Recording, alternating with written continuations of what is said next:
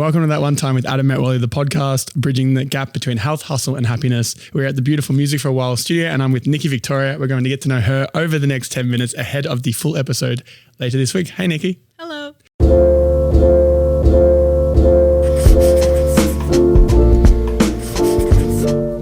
So, Hello. hello. I should say hello. So who are you? What are you best known for? And for somebody who doesn't know you, why should they listen? I am a full-time content creator, stemmed from being a photographer and model, and then started making posing videos online, which kind of just helped, boost my career. And I've been doing different side hustles too. I've had a course, a jewelry business, and now I'm working actually on an app. So yeah, always looking in different directions, but That's good. So what's your vibe in 3 words?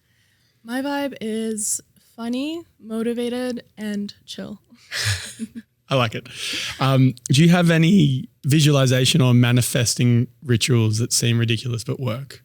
Speaking things out loud Really? always works. Yeah? Yeah. It's like you're speaking it into existence. Yeah, even if you say bad things, then also you're kind of speaking that into existence. Very true.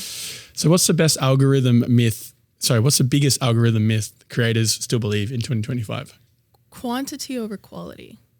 Posting like 5 videos a day and thinking that that's going to work, and grow your channel. But it's really not about that anymore. I think it's more so quality over quantity. And people are, there's so many content creators out there now that quality matters. I mean, what you're putting out matters. And I've even tried to be a little more particular with my content because of that. Okay.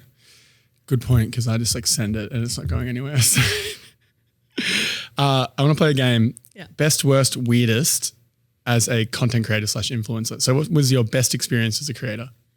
I think having little girls come up to me and tell me that they love my content. Oh, cute. It's really cute. And my first ever fan interaction or follower interaction was a little girl who asked her brother to come up to me in Singapore. Out of Very all random. places, Singapore, which it was just crazy. What was your worst experience? Ooh. A girl recognizing me in the changing room when I think she was actually half naked. And she just started talking to me. I didn't know how to react. What's a DM that's made you full-on fangirl from somebody? Not a DM, but when Pitbull reposted my video, that made me fangirl. Love Pitbull, live, laugh, love Pitbull. That's so good. What's one thing your followers assume about you that isn't true? The fact that I'm happy all the time. You're not happy all the time? I try to be, but nobody's happy all the time. I think I'm not the most energetic as I seem sometimes on camera. I'd say I'm not a catfish online or anything, but not in the looks way, in the personality way. But I'd say I'm more chill in real life, Well, you have to put it on for the internet. A tiny bit. Sometimes a chill personality is hard to translate across Comes across as boring. videos. Yeah. What is the biggest myth in becoming an influencer you can debunk in 10 seconds? That it's easy. It's not easy. It's not easy to film every single day and be on so much, Yeah. And even brand trips or any kind of events, they're pretty much also work. I've learned to categorize that as work.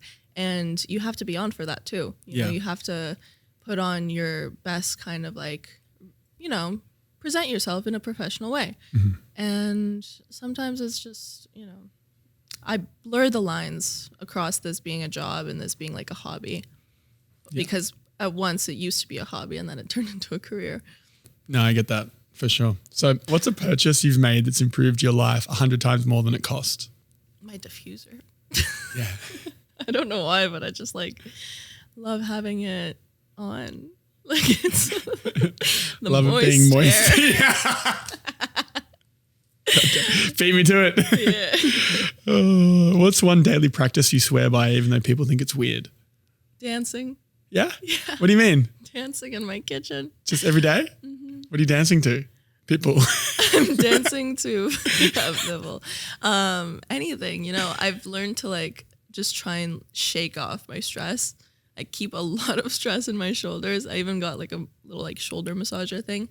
But I think the best way to get rid of that is yoga, movement, or just dancing, is the easiest. If you could listen to only one more song for the rest of your life, what would it be? Sun Dream, Rufus Du Sol. Great song. Great song. Nice one. What's the best piece of advice you've received and how did you apply it to your life? My dad told me never rely on anyone. And I've always tried to remember that. I keep carrying that with me every single day because people will fail you. The only person you can rely on is really yourself throughout your entire life. Even your family, like even the closest people to you, always yourself. Who is the most famous person's contact you have and how did you get it?